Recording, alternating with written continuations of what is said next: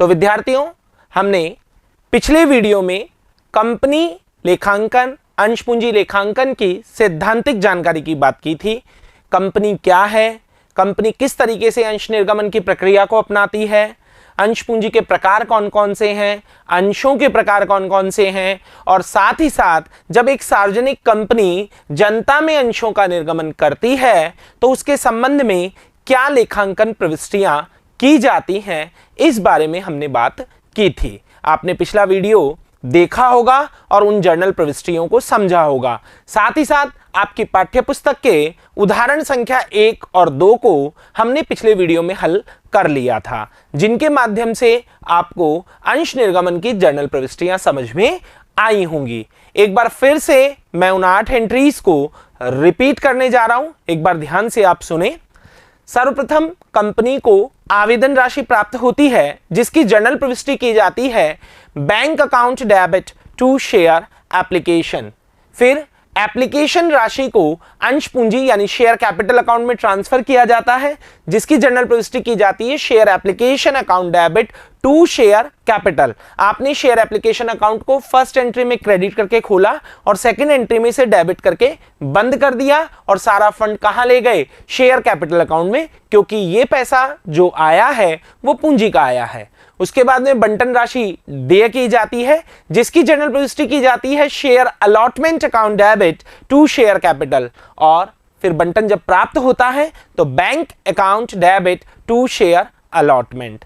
इसके बाद अगर बात करें तो प्रथम मांग देय की जाती है share first call account debit to share capital, और रिसीव करने पर, उसे प्राप्त करने पर जो जर्नल प्रविष्टि की जाती है वो की जाती है bank account debit to share first call. इसी के साथ साथ सेकंड कॉल और फाइनल कॉल को ड्यू करने की प्रविष्टि share second and final call account debit to share capital, और फिर उसे प्राप्त करने की प्रविष्टि bank account debit to share final call. ये एंट्रीज कल हमने की थी। अब अगर हम आज की बात करें तो अब हम पाठ को आगे बढ़ाते हैं।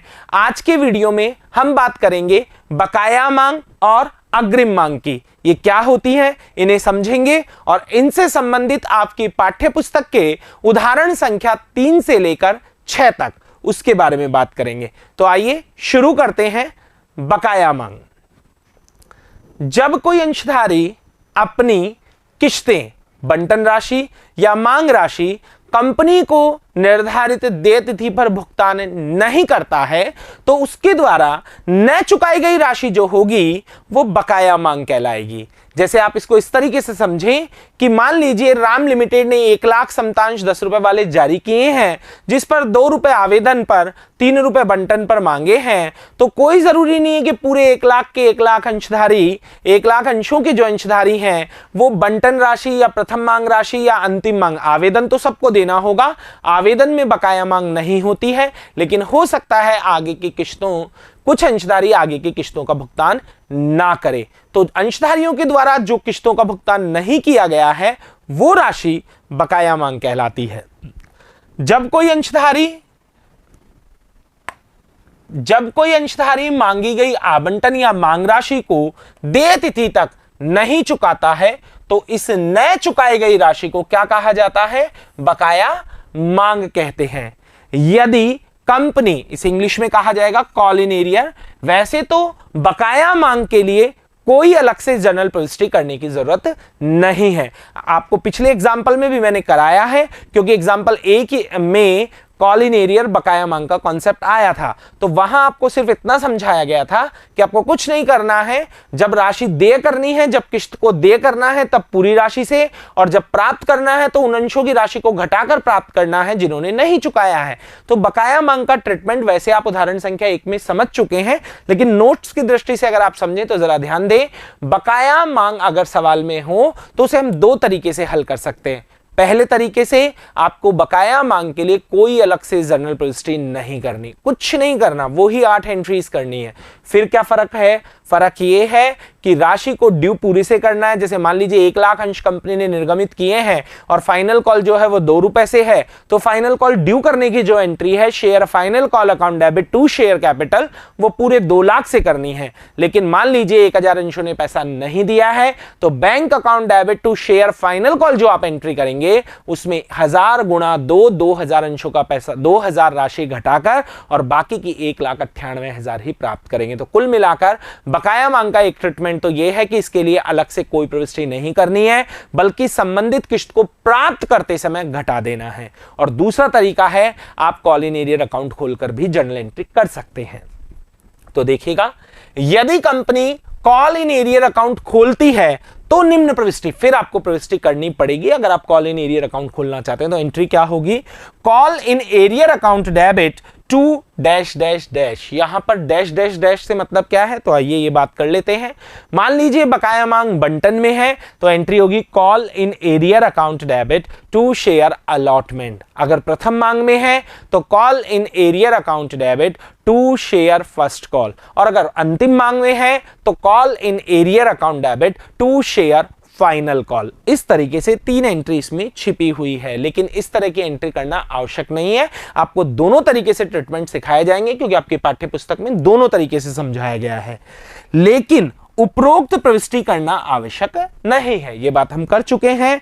इस दशा में बकाया मांग के लिए कोई अलग से प्रविष्टि नहीं करनी है, केवल संबंधित किस्त को प्राप्त करते समय घटाकर प्राप्त करना है। 2 तरीके से कर सकते हैं, एक कॉल इन एरियर अकाउंट खोलकर और एक बिना खोले केवल आपको घटाकर प्राप्त करना है। दोनों ही तरीके सही हैं और आने वाले एग्जाम्पल में आपको दोनों तरीके से ही समझाया जाएगा। बकाया मांग को क्लियर करने के बाद अब आती है बात बकाया मांग पर ब्याज की, यानी कि interest on call in arrear. इसे समझें, यदि कोई अंशधारी अपनी किस्त का भुगतान देय तिथि पर तो नहीं कर पाया, लेकिन वो अंशधारी अपना भुगतान बाद में करना चाहता है, यानी देय तिथि के महीने, 2 महीने, 3 महीने बाद या अगली किस्त जब हम मांगेंगे तो उसके साथ वो पिछली वाली किस्त को चुकाना चाहता है, तो कंपनी अधिनियम 2013 की सारणी F के अनुसार बकाया मांग पर 10% वार्षिक ब्याज। Very important question for board examination, कई बार बोर्ड में पूछा गया है। पहले कंपनी अधिनियम 1956 के तहत पूछा जाता था और अब कंपनी अधिनियम 2013 के तहत आप लोगों से जरूर पूछा जा सकता है। तो बकाया मांग पर सारणी F के अनुसार ब्याज दर है 10% और यह ब्याज अंशधारी देता है कंपनी को। तो कंपनी की दृष्टि से अगर देखा जाए तो यह ब्याज आय है, तो इसकी जनरल प्रविष्टि, अगर अंशधारी इस ब्याज का भुगतान करेगा तो कंपनी इसकी जनरल प्रविष्टि क्या करेगी, bank account debit to interest on call in arrear. आपको साधारण तरीके से एंट्री समझ में आ जानी चाहिए, क्योंकि जब ब्याज दिया जाएगा तो कंपनी का बैंक बैलेंस बढ़ेगा, क्योंकि अंशधारी कंपनी के बैंक में ब्याज को जमा कराएगा। तो बैंक अकाउंट डेबिट और इंटरेस्ट कंपनी के लिए आय है, और जब कोई आय प्राप्त होती है तो उसे क्या किया जाता है, क्रेडिट किया जाता है। तो एंट्री होगी bank account debit to interest on call in arrear. तो अगर अंशधारी अपनी किस्त का भुगतान बाद में करे तो उसे ब्याज देना होगा और उस ब्याज की दर क्या है, 10%। अब बात करते हैं आपकी पाठ्य पुस्तक के उदाहरण संख्या 3 की। क्रोनिक लिमिटेड ने 10,000 समता अंश, कौन से अंश स्टूडेंट, समता अंश, कल मैंने बात करी थी। समता अंश को इंग्लिश में कहा जाता है इक्विटी शेयर। कौन से शेयर, इक्विटी शेयर। और अधिमान अंश या पूर्वाधिकार अंश को इंग्लिश में कहा जाता है प्रेफरेंस शेयर। ये आपको इसलिए बताया जा रहा है क्योंकि आपको अपनी जर्नल एंट्री में इनके नाम का प्रयोग करना है। यदि समतांश जारी किए हैं तो आपकी एंट्रीज में सब जगह इक्विटी शब्द का प्रयोग होगा, यानी आपकी एंट्री होगी, फर्स्ट एंट्री कल तक आपने की है bank account debit to share application, अब वो एंट्री होगी bank account debit to equity share application. तो सब जगह इक्विटी शब्द आ जाएगा, और अगर अधिमानंश जारी किए तो सब जगह अधिमानंश आ जाएंगे। तो आइए बात करते हैं, क्रोनिक लिमिटेड ने 10,000 समतांश कितने रुपए वाले, 10 रुपए वाले प्रत्येक के निर्गमित किए। इन पर देय राशियां इस प्रकार थी। आवेदन पर कितने रुपए, 2.5 रुपए, बंटन पर 3 रुपए, प्रथम मांग पर 2 रुपए तथा शेष द्वितीय व अंतिम मांग पर। तो शेष कितने हुए, 2.5, 7.5, तो बचे 2.5 रुपए। तो 2.5 रुपए की अंतिम मांग होगी। एक बार फिर से देख लें, 3, 2.5 और 2, 7.5 रुपए हो चुके हैं, तो अंतिम मांग शेष 2.5 रुपए की होगी। सभी अंशों पर पूर्ण रूप से अभिधान स्वीकार किया गया, यानी पूरे 10,000 का आवेदन आया है। तो नॉर्मल सी 4 किस्तें हैं तो 8 एंट्रीज हैं, लेकिन आगे देखिएगा एक अंशधारी जिसके पास कितने अंश थे, 100 अंश थे, के लिए आवेदन किया, लेकिन द्वितीय व अंतिम मांग यानी जो लास्ट वाली कॉल है वो इसने भुगतान नहीं की स्टूडेंट्स। तो ये है बकाया मांग, इसे ही आपको समझना है। और कौन सी किस्त में बकाया मांग कौन कौन सी किस्तों में हो सकती है? बकाया मांग बंटन में हो सकती है, बकाया मांग प्रथम मांग में हो सकती है, बकाया मांग अंतिम मांग में हो सकती है। ये प्रश्न की सूचना पर डिपेंड करता है, लेकिन आवेदन में कभी भी बकाया मांग नहीं होगी, क्योंकि आवेदन चुकाने के बाद ही आप किसी कंपनी के अंशधारी बनते हैं। अब अगर बात की जाए तो क्या करना है, वो ही कल वाला एंट्री सिस्टम चलेगा, लेकिन एक फर्क है कि जो 100 अंशों का पैसा प्राप्त नहीं हुआ, इसे दो तरीके से हल किया जा सकता है। या तो जब सेकंड कॉल आप प्राप्त करें तो 100 अंशों का पैसा घटाकर प्राप्त कर लें, या फिर आप कॉल इन एरियर अकाउंट खोल कर लें। आपको दोनों तरीके से ही समझा दिया जाएगा। तो आइए शुरू करते हैं। सबसे पहली एंट्री बताना चाहूंगा, कितने अंश हैं, 10,000 अंश, और आवेदन राशि कितने से है, 2.5 रुपए से। तो पहले तो 10,000 को 2.50 से गुणा करेंगे तो वो आते हैं 25,000 रुपए, और एंट्री होगी bank account debit to equity share. Equity क्योंकि अंश कौन से जारी किए, समता, तो आपको एंट्री में इक्विटी शब्द यूज करना पड़ेगा। तो एंट्री होगी bank account debit to equity share application, और इसका अमाउंट होगा 25,000 रुपए। तो चलिए शुरू करते हैं। फॉर्मेट को समझ लीजिए, journal of chronic limited, journal का फॉर्मेट जो आपको बनाना आता है इसी तरीके से आपको बनाना है। डेट का कॉलम, पर्टिकुलर, एलएफ, डेबिट और क्रेडिट।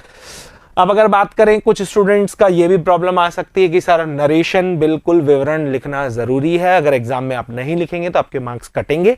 लेकिन ये जरूरी नहीं है कि आप बिल्कुल बुक की लैंग्वेज लिखें, आपको नरेशन लिखने का तरीका easy and short and sweet बता देते हैं। बीइंग लिखकर आप नरेशन की शुरुआत कर सकते हैं, BEING, या फिर FOR4 लिखकर, और जो भी प्रोसेस उसमें हुआ है उसका वर्णन कर दें। जैसे फर्स्ट एंट्री में आपको क्या प्राप्त हुई है, एप्लीकेशन मनी प्राप्त हुई है, तो आप कह सकते हैं being share application money received. इतना भी लिखेंगे तो चलेगा, लेकिन नरेशन जरूर लिखनी है। तो क्या नरेशन लिखेंगे, पहली बीइंग एप्लीकेशन मनी रिसीव्ड। चलिए शुरू करते हैं। तो हमने बात की थी कि 10,000 अंश आपने जारी किए हैं 2 रुपए 50 पैसे की दर से, तो 25,000 रुपए से आपकी पहली एंट्री होगी। कल ये एंट्री आपको समझा दी गई है। Bank account debit to equity, अब इक्विटी यूज करना होगा, इक्विटी शेयर एप्लीकेशन। दूसरी एंट्री की अगर बात की जाए तो क्या करोगे, इक्विटी शेयर एप्लीकेशन अकाउंट को बंद करके ये सारा पैसा कौन से खाते में ले जाओगे, इक्विटी शेयर कैपिटल अकाउंट में। तो एंट्री होगी equity share application account debit to equity share capital, और इसका अमाउंट भी कितना होगा, 25,000 रुपए, वो ही 10,000 गुणा 2.5।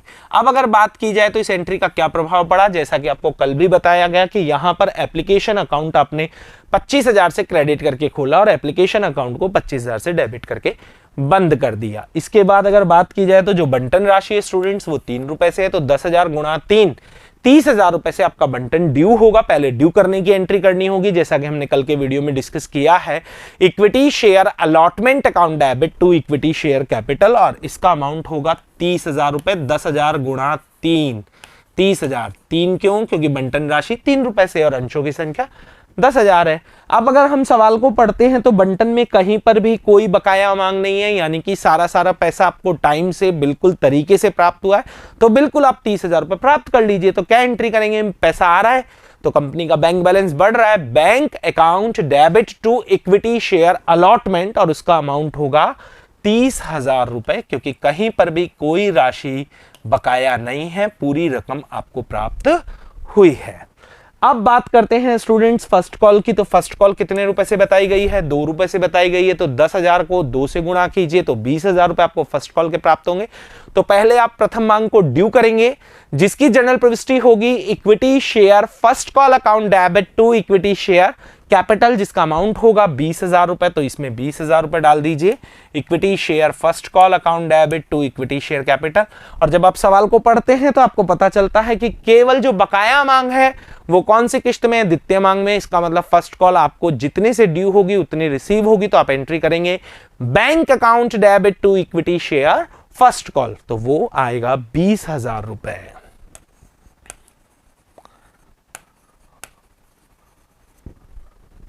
अब बात करते हैं स्टूडेंट्स फाइनल कॉल की। तो फाइनल कॉल क्या बताया है कि शेष अंतिम मांग पर, और अंतिम मांग पर शेष कितना निकलता है, 2 रुपए 50 पैसे।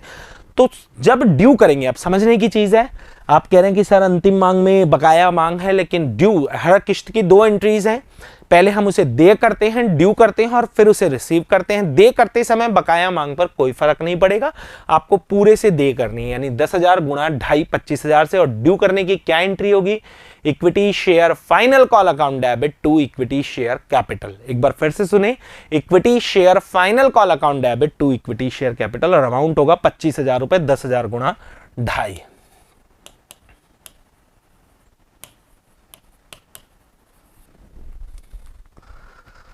अब अगर बात की जाए तो एक अंशधारी है जिसके पास 100 अंश है, उसने अंतिम मांग का भुगतान नहीं किया। तो 100 अंशों पर अगर अंतिम मांग का भुगतान नहीं किया तो इसका मतलब उसने 250 रुपए का भुगतान नहीं किया।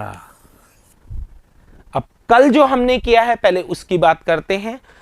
कितने रुपए आपको मिलने चाहिए इस फाइनल कॉल पर? 25,000 रुपए, 10,000 गुणा 2.5। और कितने नहीं मिले? तो आपको 250 रुपए नहीं मिले। इसका मतलब आपको 24,750 रुपए प्राप्त हो गए हैं। तो एक तो जब कॉल इन एरियर अकाउंट ना खोलें, और अगर कॉल इन एरियर अकाउंट ना खोलें तो क्या एंट्री होगी? लास्ट वाली, bank account debit to equity share final call. एक तरीका तो ये है स्टूडेंट्स, एक बार इस कॉल इन एरियर को आप भूल जाइए और यहां पर ये एंट्री भी कर सकते हैं, और यहां पर अमाउंट आ जाएगा 24,750 रुपए। ये कैसे आया आपको पता है?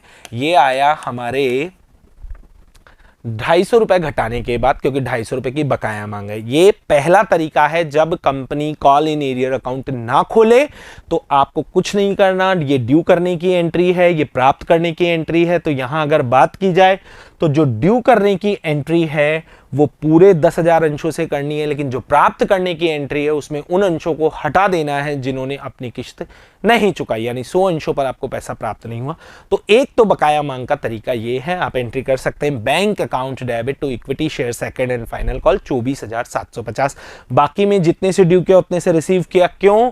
क्योंकि वहां पर कोई बकाया मांग नहीं है, इसमें आपको घटाकर प्राप्त करनी होगी। एक तरीका यह है। दूसरा तरीका यह है कि नहीं साहब, आपको तो कॉल इन एरियर अकाउंट खोलना है। तो कॉल इन एरियर अकाउंट खोलने की अगर बात करूं तो आज मैंने नोट्स में यह एंट्री आपको सिखाई है कि call in arrear account debit to dash dash dash. अगर ओपन करें तो ये एंट्री आपको करनी पड़ेगी। तो फिर यहां पर क्या एंट्री होगी?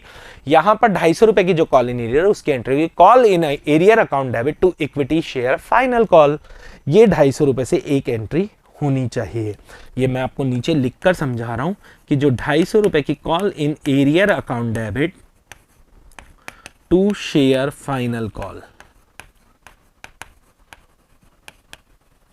और ये 250 रुपए से एंट्री होगी, उसके बाद ये रिसीव की एंट्री होगी। तो अगर आप देखें तो यहां पर भी शेयर फाइनल कॉल है और यहां पर भी शेयर फाइनल कॉल है। तो अगर आप इसकी मिक्स एंट्री बनाएं, अगर इसकी मिश्रित प्रविष्टि बनाएं, तो आप क्या एंट्री करेंगे? आप इसी में कॉल इन एरियर को क्या कर सकते हैं?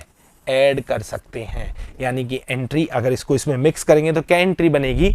Bank account debit call in arrear account debit to equity share final call. ये तब जब आप कॉल इन एरियर अकाउंट खोलना चाहें। तो मैंने आपको दोनों तरीके से बताया है, जब कॉल इन एरियर अकाउंट नहीं खोलना है और जब कॉल इन एरियर अकाउंट खोलना है। अगर कॉल इन एरियर अकाउंट नहीं खोलना है तो कुछ नहीं करना है, केवल घटाकर प्राप्त करना है। और अगर कॉल इन एरियर अकाउंट खोलना है तो फिर आपको ये एंट्री करनी होगी। तो अब अगर देखें तो हमारे बैंक खाते में कितने पैसे आएंगे? 24,750 रुपए। कॉल इन एरियर कितनी? 250 रुपए। और इक्विटी शेयर फाइनल कॉल पूरा कितना? 25,000 रुपए। इस तरीके से भी आप कर सकते हैं। यहां एक विशेष बात जो समझाने की है, जो आगे जाकर काम आएगी, उसे समझें। अगर आप कॉल इन एरियर अकाउंट नहीं खोलते हैं तो आप एंट्री करते हैं bank account debit to equity share final call, और दोनों में अमाउंट डालते हैं 24,750, 24,750। इसका मतलब आपका equity share final call account यहां 25,000 से खोला गया और यहां 24,750 से क्रेडिट किया गया। अगर आप ये कॉल इन एरियर नहीं लिखते हैं तो फिर आपके बुक्स में इक्विटी शेयर फाइनल अकाउंट 250 रुपए से खुला रह जाएगा, जो कि हरण के समय हमारे काम आएगा। और अगर ये वाली एंट्री करते हैं तो आपका फाइनल अकाउंट तो पूरा बंद हो चुका है, 25,000 और 25,000, और उसकी जगह आपने कौन सा खाता खोल दिया है? कॉल इन एरियर, तो हरण के समय फिर हमारे कॉल इन एरियर काम आएगा। तो इस बात को समझ लें, अगर आप call in arrear account open करते हैं तो बाकी के जो अलॉटमेंट या फर्स्ट कॉल या फाइनल कॉल अकाउंट है वो पूरे बंद हो जाते हैं। और अगर आप call in arrear account open नहीं करते हैं तो फिर जिस जिस किस्त में बकाया मांग है वो खाता उतनी राशि से, बकाया मांग की राशि से खुला रहता है, जो कि हरण के समय बंद किया जाता है। उदाहरण संख्या 3 में बकाया मांग को समझ लेने के बाद अब बात करते हैं अग्रिम मांग, कॉल इन एडवांस। ये क्या होती है? ये बकाया मांग का जस्ट उल्टा है। बकाया मांग में आपने देखा कि कोई अंशधारी अपनी किस्तों का भुगतान देय तिथि पर नहीं कर रहा है, जबकि अग्रिम मांग में अंशधारी अपनी किस्त का भुगतान, जिस किस्त का भुगतान कर रहा है उस किस्त के साथ साथ वो आगे आने वाली किस्तों का भी भुगतान कर देता है, यानी अग्रिम भुगतान कर देता है। आवंटन के साथ वो प्रथम मांग या अंतिम मांग का भुगतान कर दे, या फिर प्रथम मांग के साथ वो आगे आने वाली सेकंड कॉल का या अंतिम मांग का भुगतान कर दे, तो ऐसी स्थिति कहलाती है अग्रिम मांग। तो आइए इसमें क्या किया जाता है लेखांकन व्यवहार। जब कोई अंशधारी अपनी किस्त का भुगतान देय तिथि से भी पहले कर देता है, यानी कंपनी ने मांगा ही नहीं है और अंशधारी ने भुगतान कर दिया है आगे आने वाली किस्तों का, तो यह स्थिति क्या कहलाती है? अग्रिम मांग कहलाती है, जो कि बकाया मांग का जस्ट अपोजिट है। क्योंकि बकाया मांग में अंशधारी से पैसा मांगा जा रहा है, कंपनी पैसे की मांग कर रही है लेकिन अंशधारी ने भुगतान नहीं किया, जबकि अग्रिम मांग में अंशधारी ने जो किस्त उससे मांगी गई है उस किस्त के साथ साथ आगे आने वाली किस्तों का भी भुगतान कर दिया। ये अग्रिम मांग कहलाती है। अग्रिम मांग के संबंध में निम्न जनरल प्रविष्टियां की जाएंगी। अग्रिम मांग का कोई अलग अकाउंटिंग का मेथड नहीं है। बकाया मांग के 2 मेथड, बकाया मांग खाता खोला जाए, नहीं खोला जाए। नहीं खोला जाए वो ज्यादा आसान है, उसमें आपको केवल घटाकर प्राप्त करना, और खोला जाए तो भी आपको वो भी ध्यान रखना है। दोनों तरीके से आपको बता दिया गया है, लेकिन अग्रिम मांग का एक ही मेथड है। सबसे पहले अग्रिम मांग जब प्राप्त होगी, यानी पैसा जब आपको एडवांस प्राप्त होगा तो कंपनी का बैंक बैलेंस बढ़ेगा, तो बैंक अकाउंट डेबिट और इसे खाते में डाल दिया जाता है जिसका नाम है कॉल इन एडवांस। तो एंट्री होगी bank account debit to call in advance. Call in advance में इस फंड को ट्रांसफर कर दिया जाएगा। अब अग्रिम मांग आपने प्राप्त तो कर ली, लेकिन तब तक ये पैसा अग्रिम मांग खाते में रहेगा जब तक वो किस्त जो अंशधारी ने एडवांस चुकाई है उसकी देय तिथि नहीं आती। लेकिन जैसे ही उसकी देय तिथि आएगी तो ये पैसा जो कि एडवांस अकाउंट में पड़ा है इसे यहां से निकालकर उस किस्त में समायोजित कर दिया जाएगा। तो एडजस्ट करने की एंट्री क्या होगी? आपने यहां पर कॉल इन एडवांस को क्या किया है? क्रेडिट करके खाता खोला है। अब जब आप इसे समायोजित करेंगे तो इसे डेबिट करके बंद करेंगे। तो देखिएगा जरा, अग्रिम मांग की राशि को संबंधित किस्त में, यानी मान लीजिए आपको बंटन के साथ प्रथम मांग प्राप्त हो गई तो ये अग्रिम मांग है, तो बंटन के साथ तो आप ये एंट्री करेंगे, बंटन को प्राप्त करेंगे, उसके बाद आप एडवांस को प्राप्त करेंगे, bank account debit to call in advance. लेकिन जब कंपनी भविष्य में प्रथम मांग मांगेगी तो ये पैसा तो पहले ही आ चुका है, कुछ अंशधारियों ने पैसा पहले ही दे दिया है, तो वो कौन से खाते में पड़ा है प्रथम मांग का पैसा? कॉल इन एडवांस में। तो उसे कॉल इन एडवांस अकाउंट से निकालकर फर्स्ट कॉल में समायोजित कर दिया जाएगा। अग्रिम मांग की राशि को संबंधित किस्त, यहां पर संबंधित किस्त प्रथम मांग हो गई जो उदाहरण मैंने लिया उसके अनुसार, संबंधित किस्त में समायोजित करने पर तो कॉल इन एडवांस को डेबिट करेंगे। क्यों करेंगे? क्योंकि यहां पर हमने ये अकाउंट क्रेडिट करके ओपन किया है, तो जब इसे समायोजित करेंगे तो इसे डेबिट करके बंद करेंगे। और 2 इसका मतलब जिसमें आप समायोजित कर रहे हैं। अगर आप फर्स्ट कॉल में समायोजित कर रहे हैं तो call in advance account debit to share first call, और अगर आप फाइनल कॉल में समायोजित कर रहे हैं तो call in advance account debit to share final call. इस तरीके से समायोजन हो जाएगा। अब वेरी इंपॉर्टेंट नोट, आपने पिछले बकाया मांग में, पिछले उदाहरण में और उससे पहले के जो नोट्स हैं उसमें क्या समझा कि यदि कोई अंशधारी अपनी किस्तों का भुगतान समय पर नहीं करेगा तो बकाया मांग होगी, और यदि उस बकाया मांग का भुगतान वो बाद में करना चाहेगा तो सारणी एफ, कंपनी अधिनियम 2013 की सारणी एफ के अनुसार उसे 10% वार्षिक दर से क्या देना होगा? ब्याज देना होगा, जो कि कंपनी के लिए आय है, जिसकी एंट्री आपको बताई गई थी bank account debit to interest on call in arrear. अब बात करते हैं अग्रिम मांग। यहां पर कंपनी अधिनियम 2013 की सारणी एफ के अनुसार 12% वार्षिक दर से ब्याज देगी कंपनी। किसको? अंशधारी को। यहां पर ब्याज देना होगा। आप कंपनी है, अग्रिम मांग आपको प्राप्त हुई है तो इस पर आप ब्याज देंगे, और किस दर से देंगे? 12% की दर से। दोनों दरें याद रखें, बोर्ड एग्जाम में बहुत बार पूछी गई हैं। अग्रिम मांग पर ब्याज दर 12% जो कंपनी को चुकानी होती है, और बकाया मांग पर ब्याज दर 10% जो कंपनी को प्राप्त होती है। तो 12% की दर से कंपनी ब्याज देगी तो कंपनी के लिए खर्चा है। तो अगर इसकी जर्नल एंट्री पूछी जाए तो interest on call in advance account debit to bank, क्योंकि कंपनी चुकाएगी तो कंपनी का बैंक बैलेंस कम होगा, होगा, और ये तो कक्षा 11 में ही आपने सीखा है कि खर्चों को डेबिट किया जाता है। तो यहां पर इंटरेस्ट का भुगतान कर रहे हैं, इसलिए interest on advance account debit to bank. तो अग्रिम मांग से संबंधित सारी बातें आपको समझ में आ गई होगी। एक बार फिर से सुने, जब कोई अंशधारी अपनी किस्त का भुगतान देय तिथि से पहले करता है तो ये चुकाई गई राशि अग्रिम मांग कहलाती है। इसके संबंध में दो जनरल प्रविष्टियां की जाती है। एक, जब अग्रिम मांग प्राप्त हो तो bank account debit to call in advance, और फिर उसे संबंधित किस्त में समायोजित किया जाए तो call in advance account debit to dash dash dash यानी रिलेटेड कॉल। अगर फर्स्ट कॉल में एडजस्ट करें तो call in advance account debit to share first call, और अगर फाइनल कॉल में एडजस्ट कर रहे हैं तो call in advance account debit to share final call. इसके अलावा अगर बात की जाए तो कंपनी अधिनियम 2013 सारणी F यह व्यवस्था करती है कि यदि किसी अंशधारी ने कंपनी को अग्रिम मांग का भुगतान किया है, यानी पैसा एडवांस दिया है, किस्त मांगने से पहले दिया है, तो उस पर कंपनी उसे ब्याज का भुगतान करेगी, जिसकी दर है 12% वार्षिक। इस ब्याज का भुगतान करने की कंपनी क्या जनरल प्रविष्टि करती है? Interest on advance account debit to bank. आइए आपकी पाठ्यपुस्तक का उदाहरण संख्या 4 समझते हैं। कोनिका लिमिटेड 2 लाख रुपए की अधिकृत समता पूंजी 2000 अंश 100 रुपए वाले, ये हमने फर्स्ट क्लास में डिस्कस किया। अधिकृत पूंजी क्या है? वह अधिकतम पूंजी कंपनी जो अपने पूर्ण जीवन काल में निर्गमित करती है, यह पूंजी पंजीकृत पूंजी कहलाती है। तो यहां पर कोनिका लिमिटेड ने जब अपना रजिस्ट्रेशन करवाया तो 2 लाख रुपए की पूंजी से रजिस्टर्ड हुई है, और उसकी जो पूंजी है वो 2000 समतांश 100 रुपए में विभाजित है, यानी कि एक अंश का मूल्य 100 रुपए है और टोटल 2000 अंश है। साथ ही पूंजीकृत ने अभिधान के लिए 1000 अंश निर्गमित किए, ये हो गई कौन सी?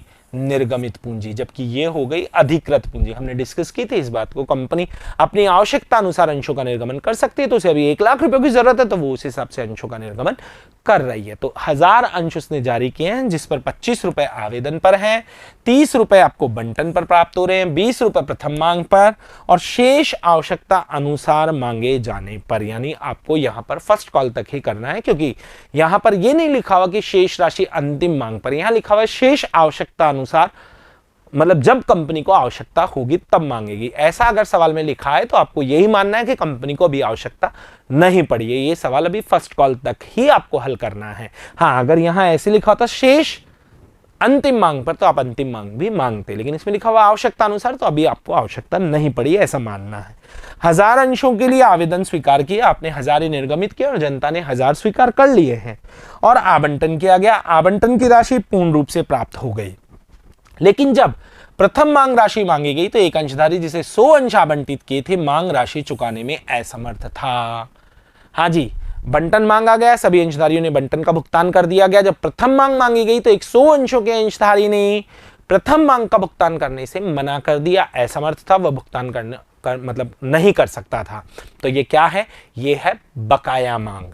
ठीक है, आगे बढ़ते हैं। तथा एक अन्य अंशधारी जिसके पास 50 अंश है के लिए संपूर्ण राशि का भुगतान कर दिया, जबकि एक दूसरा अंशधारी है जिसके पास 50 अंश है, जब उससे प्रथम मांग मांगी गई तो उसने प्रथम मांग के साथ साथ आगे आने वाली संपूर्ण राशि यानी कि अंतिम मांग का भुगतान भी कर दिया। तो ये हो गई कॉल इन एडवांस। एक ही एग्जांपल में दोनों चीजें आ गई हैं। 100 अंशों पर अंशधारी ने भुगतान नहीं किया, ये है कॉल इन एरियर बकाया मांग, जबकि 50 अंशों पर अंशधारी ने भुगतान कर दिया, तो ये है आपके कॉल इन एडवांस। आगे चलते हैं। कंपनी ने कोई अन्य मांग नहीं की।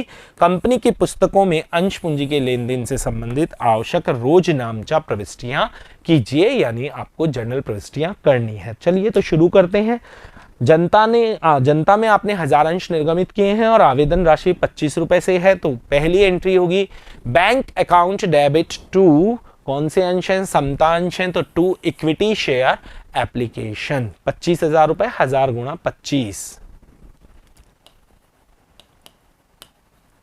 Bank account debit to equity share application, क्योंकि कंपनी के बैंक में 25,000 रुपए जमा हुए हैं तो कंपनी को अपना बैंक बैलेंस बढ़ाना होगा, और ये पैसा एप्लीकेशन खाते का है तो एप्लीकेशन खाते में क्रेडिट करना होगा।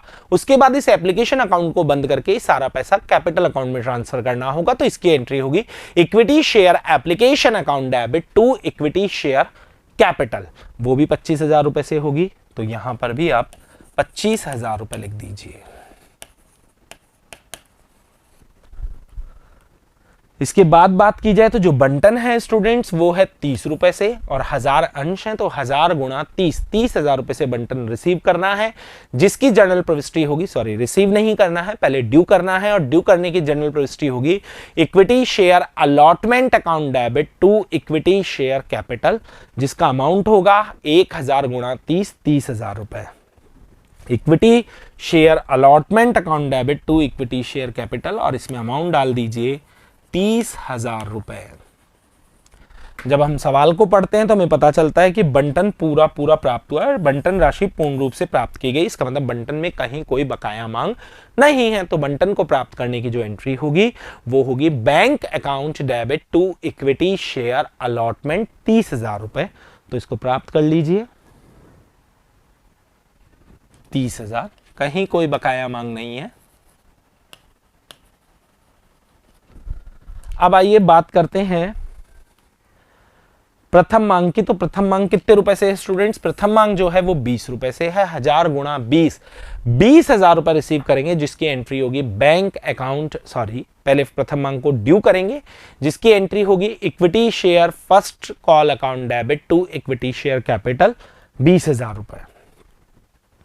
Equity share first call account debit to equity share capital 1000 गुणा 20,000 रुपए।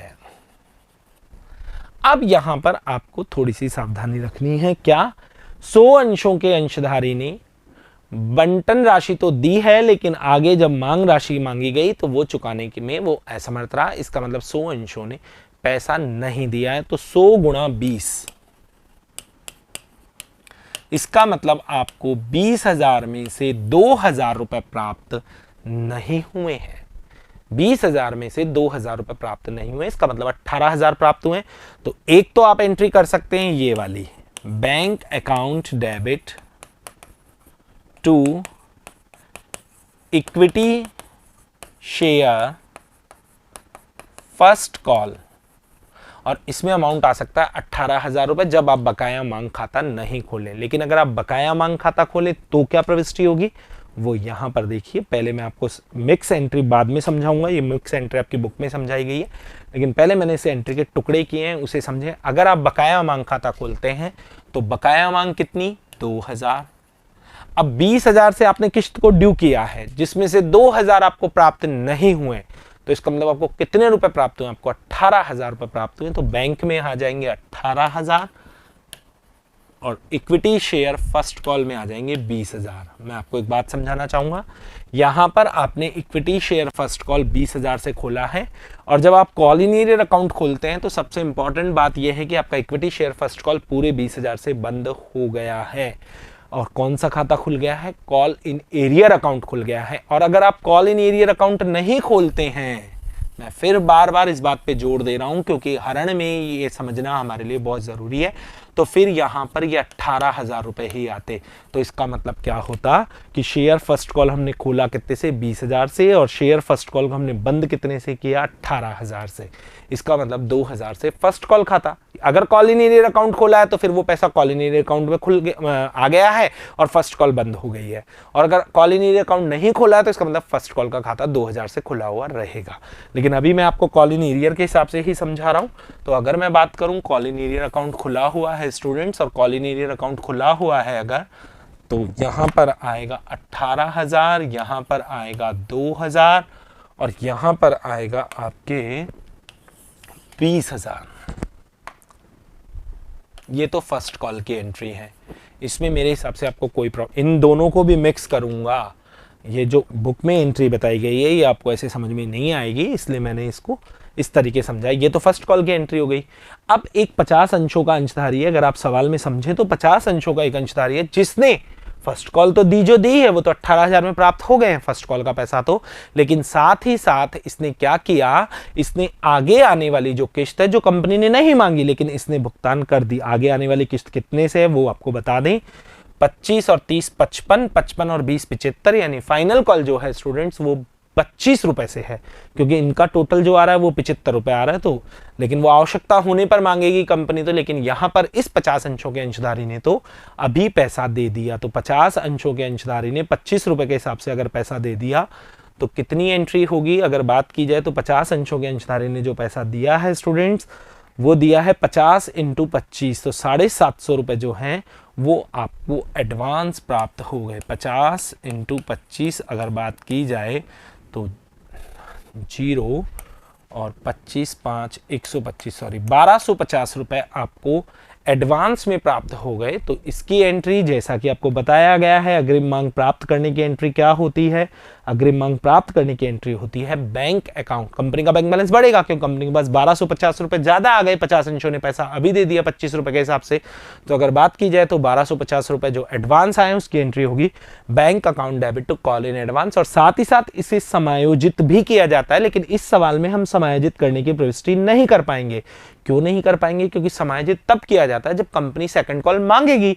अभी तक कंपनी ने सेकंड कॉल नहीं मांगी है, इसलिए इसको रिसीव करके ही छोड़ देना है। मेरे हिसाब से आपको अमाउंट समझ में आया होगा। 50 तो अंश हैं और 25 रुपए अंतिम मांग के हैं जो अंशधारी ने ज्यादा दे दिए हैं। तो यहां पर आप लिख दीजिए 1250 रुपए। अब बुक में क्या किया गया है स्टूडेंट्स, आप चाहें तो इन्हें अलग अलग कर सकते हैं, कोई दिक्कत नहीं है, यहां पर आपका सवाल खत्म है। लेकिन बुक में क्या किया, इसको मिक्स कर दिया गया। मिक्स देखेंगे, अगर आप संयुक्त प्रविष्टि देखेंगे, मिश्रित प्रविष्टि देखेंगे, तो आप क्या देखेंगे, इस एंट्री में बैंक कॉमन है, ये और ये। तो अगर इसकी मिक्स एंट्री बनाई जाए तो क्या एंट्री बनेगी? इसकी मिक्स एंट्री बनाने के लिए हम बात करते हैं तो बैंक अकाउंट डेबिट और call in arrear account debit to equity share first call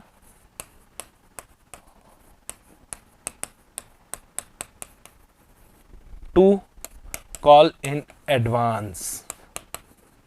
और ये ही एंट्री आपकी बुक में की गई है। इसीलिए आपको मैंने इस क्वेश्चन को इजी बनाने के लिए पहले दोनों एंट्रीज के टुकड़े कर कर समझाएं। तो आइए अब इसमें अमाउंट डाल देते हैं। तो बैंक में तो 18,000 तो इसके और 1250 इसके, 19,250 बैंक में डाल दीजिए। कॉल इन एरियर में 2,000 रुपए हैं जो ऐसे कैसे लिख दीजिए। इक्विटी शेयर फर्स्ट कॉल में 20,000 रुपए डाल दीजिए और इसमें 1250 रुपए डाल दीजिए जैसा कि है। अगर आप इन एंट्रीज को देखेंगे तो आपको अपने आप समझ में आ जाएगा। ये 20,000 फर्स्ट कॉल में, कॉल इन एरियर में, ये 19,250 दोनों को जोड़ के लिखा है क्योंकि हमने बैंक को मिक्स कर दिया है। ये आपका उदाहरण संख्या 4 पूरा होता है। अब बात करते हैं उदाहरण संख्या 5 की। यूनिक पिक्चर्स लिमिटेड का पंजीकरण 5 लाख रुपए की अधिकृत पूंजी से हुआ, जिसको 20,000 रुपए 5% अधिमान अंश, ये रुपए नहीं है यहां पर, 20,000 5% अधिमान अंश पूर्वाधिकार अंश है 10 रुपए वाले, तो 2 लाख की तो ये हो गई। प्रत्येक अंश तथा 30,000 समता अंश 10 रुपए वाले प्रत्येक की 3 लाख की ये हो गई। अधिकृत पूंजी आप जानते ही हैं जो कंपनी के रजिस्ट्रेशन के समय तय की गई है, कंपनी के पार्षद सीमा नियम में उल्लेखित की गई है। तो कंपनी ने जब अपना रजिस्ट्रेशन करवाया तो उसमें ये लिखा कि 20,000 10 रुपए वाले अधिमान अंश और 30,000 10 रुपए वाले इक्विटी अंश कंपनी अपने जीवन काल में निर्गमित करना चाहती है। ठीक है, कंपनी ने 10,000 पूर्वाधिकार अंश तथा 15,000 समता अंशों का अभिधान प्राप्ति हेतु जनता में निर्गमन किया।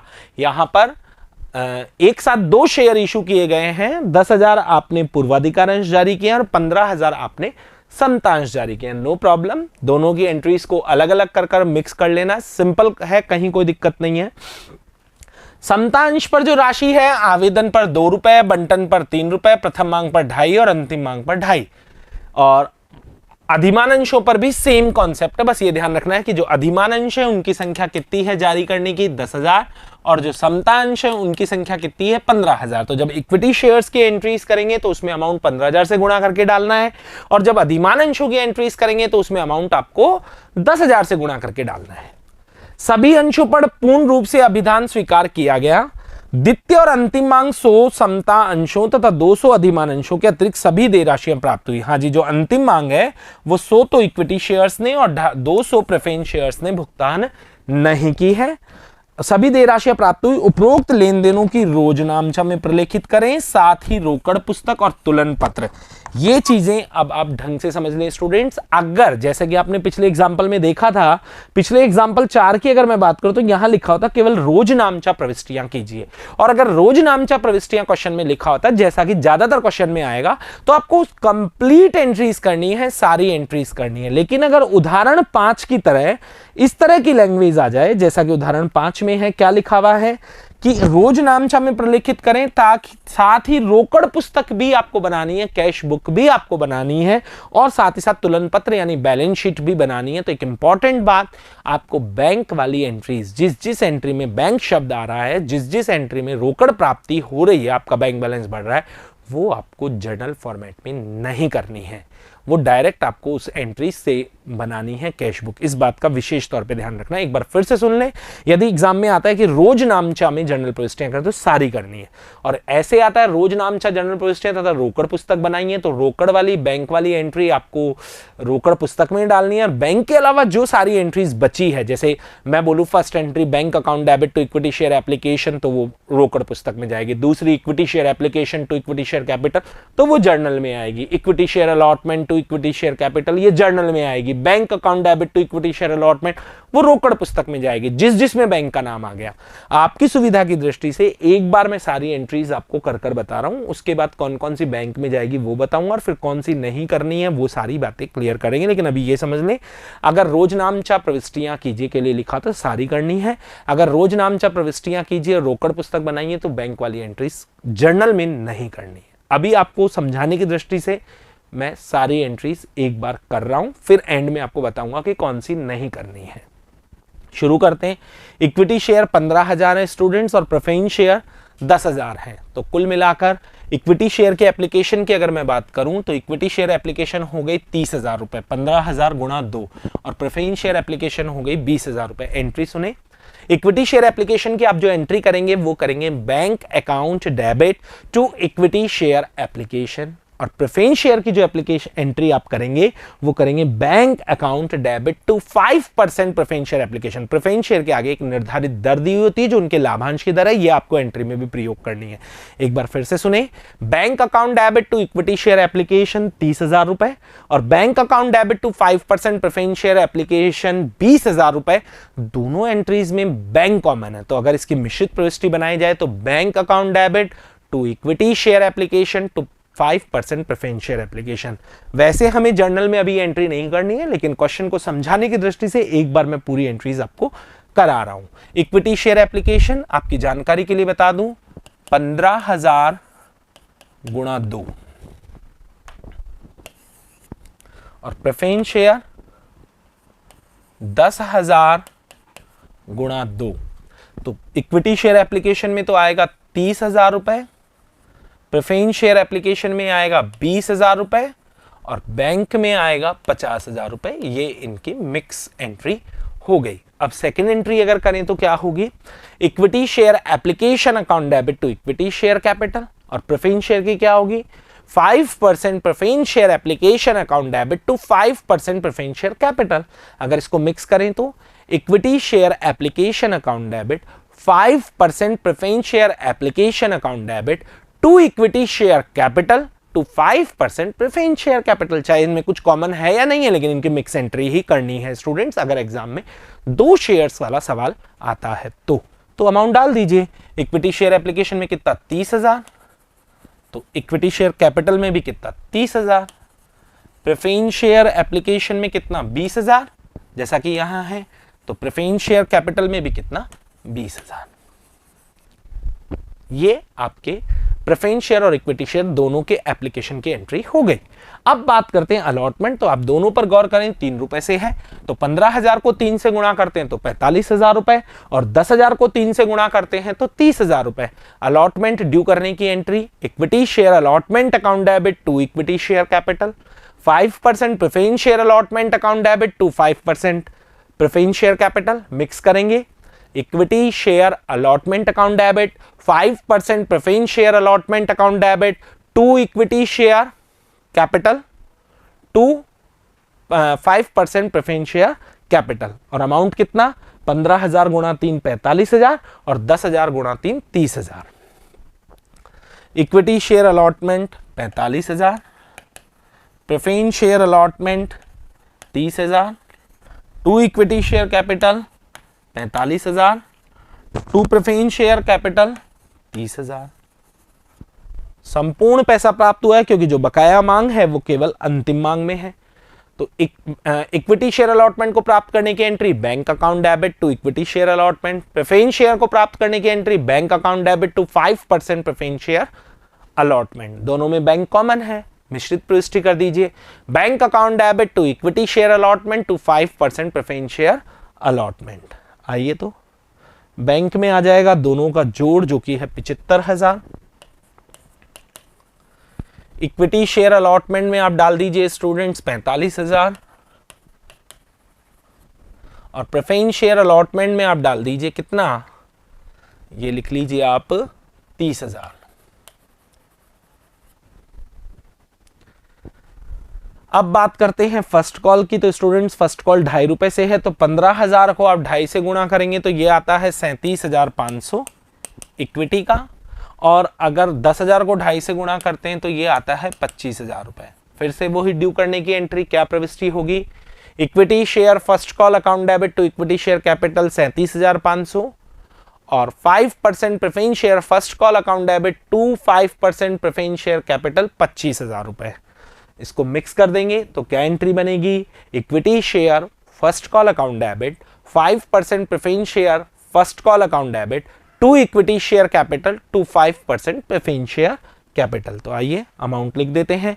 Equity share first call 37,500, 5% preference share first call 25,000, to equity share capital 37,500 to 5% preference share capital 25,000। अब बात आती है रिसीविंग की, तो कहीं पर भी कोई बकाया मांग नहीं है, तो मिक्स एंट्री हो जाएगी bank account debit to equity share first call to 5% preference share first call. Equity share first call 37,500 और ये आ जाएगा आपके 25,000 और दोनों का टोटल आ जाएगा 62,500। अब बात करते हैं फाइनल कॉल, वो ही 2.5 रुपए से। अगर 2.5 रुपए से तो equity share final call account debit 5% preference share final call account debit to equity share capital to 5% preference share capital, और अमाउंट जो है वो सेम फर्स्ट कॉल वाला आएगा क्योंकि ड्यू करते समय बकाया मांग को नहीं घटाते, प्राप्त करते समय घटाकर अलग से खाता खोलकर जैसा आपको अच्छा लगे वैसा आप कर सकते हैं।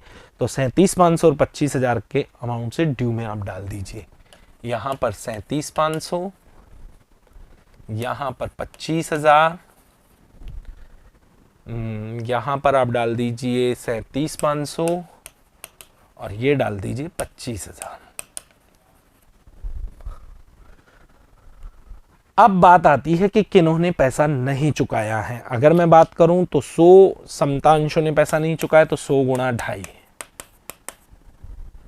और 200 अधिमान अंशों ने नहीं चुकाया तो 200 गुणा 2.5। तो इन्होंने 250 रुपए नहीं चुकाए, इन्होंने 500 रुपए नहीं चुकाए। तो इक्विटी 37,500 में से तो 250 घटाने और 25,000 में से स्टूडेंट्स आपको घटाने हैं 500 रुपए। तो आप चाहें तो डायरेक्ट ये कॉल इन एरियर वाली एंट्री ना करें तो भी चलेगा, लेकिन बुक में कर समझाई गई है तो मैं इसे कर समझाऊंगा। लेकिन पहले अगर ना करें और बैंक वाली एंट्री करें तो क्या होगा, इक्विटी शेयर फाइनल कॉल में अमाउंट आ जाएगा स्टूडेंट्स आपके 250 रुपए घटाने के बाद 37,250, और प्रेफरेंस शेयर फाइनल कॉल में आपके अमाउंट आ जाएगा 24,500, और टोटल जो अमाउंट है बैंक में वो आ जाएगा आपके 61,750। ये आपको अमाउंट रिसीव हुआ है।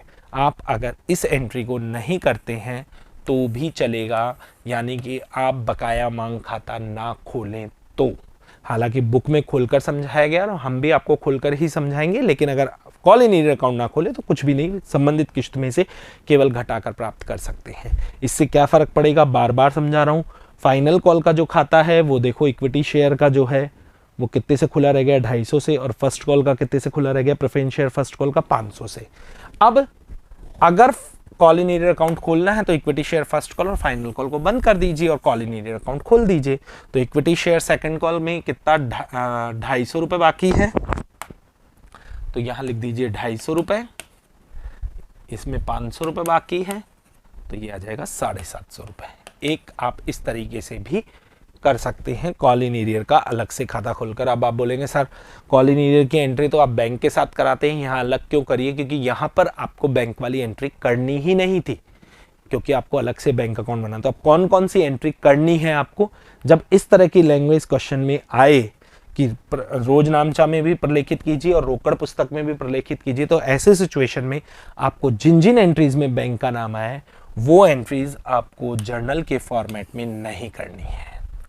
चाहे रफ में कीजिए, आपको बैंक अकाउंट बनाना होगा तो ये वाली एंट्री नहीं करनी थी, ये होगी, ये होगी, ये नहीं करनी थी, ये होगी, ये नहीं करनी थी, उसके बाद में ये नहीं करनी थी। और कॉल इन एरियर तो आप पर डिपेंड करता है आप कॉल इन एरियर अकाउंट खोलते हैं या नहीं खोलते, वो दोनों, लेकिन ये वाली एंट्री नहीं करनी है। अब रोकड़ बही कैसे बनाई जाती है, रोकड़ बही बिल्कुल सिंपल है, लेजर करनी है। देखिए कैश बुक का पहले फॉर्मेट देख लीजिए, कैश बुक बैंक कॉलम, जो खाते का फॉर्मेट होता है date receipt LF amount, date payment LF amount, या डेट अमाउंट एलएफ अमाउंट, इस तरीके से आप बना सकते हैं। Date particular LF amount, date particular LF amount, इस तरीके से बना सकते हैं जैसा कि कैश बुक में फॉर्मेट होता है। और वैसे कैश बुक में आप जानते हैं कि ये वाली साइड रिसिप्ट है और ये वाली साइड पेमेंट है। अब आप देखेंगे तो मैं केवल खतौनी कर रहा हूँ। जैसे फर्स्ट एंट्री है bank account debit to equity share application to preference share application, तो बैंक अकाउंट में to equity share application to preference share application, तो ये इधर डाल दीजिए। कितना कितना, 30,000 और 20,000। जब रोकड़ बही बनाने को कहा जाए तो फिर स्टूडेंट्स आपको इस तरीके से करना होगा और वहां जर्नल में नहीं लिखना होगा, केवल खाता ही बनाना है। अब मैंने इसलिए समझाया है ताकि आपको ये खाता बनाना आसान लगे। अब बात करूं तो सेकंड एंट्री है आपके अलॉटमेंट की 45,000 और 30,000, तो यहां आ जाएगा इक्विटी शेयर अलॉटमेंट 45,000। लेजर करना तो आप सभी को आता ही होगा, वो ही है ये 45,000 और 30,000। इसके बाद अगर बात की जाए तो फर्स्ट कॉल की एंट्री तो वो है 37,500 और 25,000, तो यहाँ डाल दीजिए 37,500 और यहाँ डाल दीजिए 25,000। फाइनल कॉल अभी अभी आपने रिसीव किए 37,250 और 24,500, तो यहाँ डाल दीजिए 37,250 और यहाँ डाल दीजिए 24,500। अब इनका हम टोटल लगाते हैं और वो ही इसका बैलेंस होगा। तो टोटल की अगर बात की जाए तो टोटल जो है स्टूडेंट्स वो आएगा आपके 2.5 लाख में से 2,49,250, यही इसका बैलेंस होगा 2,49,250। तो हमें क्या क्या, एक बार फिर आपको बताना चाहूँगा, बैंक वाली एंट्री फिर आपको नहीं करनी है। अगर आप अपनी पाठ्य पुस्तक में देखेंगे तो आपको केवल ये वाली एंट्रीज ही नज़र आ रही होगी, लेकिन आपको समझाने के लिए मैंने बैंक की एंट्रीज की है। लेकिन फिर बोल रहा हूँ, अगर रोकड़ पुस्तक बनाने को कहा जाए तो जर्नल में बैंक वाली एंट्रीज नहीं करनी। अब इन्होंने और क्या पूछा है, इन्होंने पूछा है तुलन पत्र। तो तुलन पत्र की अगर बात की जाए तो आइए तुलन पत्र में अगर हम देखें तो तुलन पत्र बनाने के लिए नए फॉर्मेट के अकॉर्डिंग आपको बनाना होगा। कक्षा 11 में जो बैलेंस शीट आपने सीखी है स्टूडेंट्स वो थी एकाकी व्यापार और साझेदारी फर्म की, लेकिन अगर कंपनी के चिट्ठे की बात करें तो ऊपर वाले पोर्शन में लायबिलिटीज आती है और नीचे वाले पोर्शन में असेट्स आती है। इसको बनाने से पहले जैसे करंट असेट्स में कैश एंड कैश इक्विवेलेंट तो आपको पता चल चुका है, बैंक में जो हमारा बैलेंस है 2,49,250 वो हमारी असेट्स है। लेकिन शेयर कैपिटल तक पहुंचने के लिए आपको पहले एक नोट तैयार करना होगा, जो आपकी बुक में भी दे रखा है, ये मैं भी समझा रहा हूँ। नोट टू अकाउंट्स में आपको पूंजी की पूरी सूचना दे रखी है, वो किस तरीके से लिखी है उन्होंने वो बता दें आपको।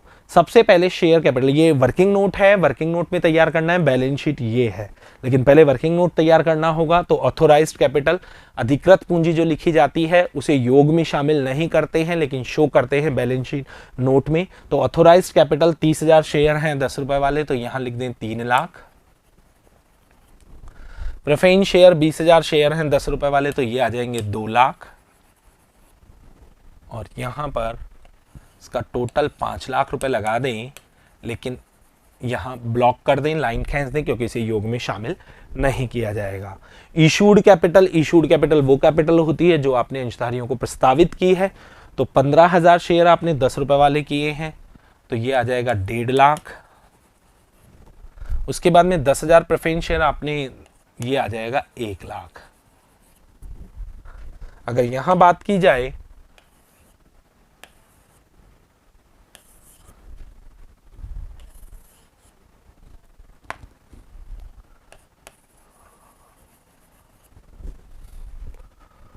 इसका टोटल लगा दें स्टूडेंट्स 2.5 लाख, इसे भी योग में शामिल नहीं करेंगे क्योंकि आपने सब्सक्राइब्ड कैपिटल को अलग दिखा रखा है। अब अगर बात करें सब्सक्राइब्ड कैपिटल, तो सब्सक्राइब्ड कैपिटल भी वही 15,000 और 10,000 शेयर हैं।